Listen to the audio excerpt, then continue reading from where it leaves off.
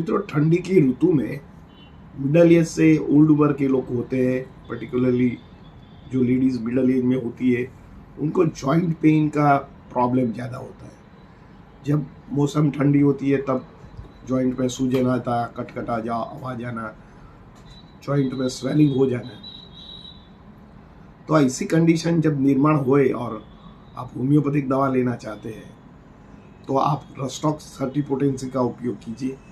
ये दवा की कोई साइड इफेक्ट नहीं है और धीरे धीरे आपका जो जॉइंट है इसमें सूजन कम हो जाएगा और नॉर्मल फ्लेक्सिबिलिटी बढ़ती है।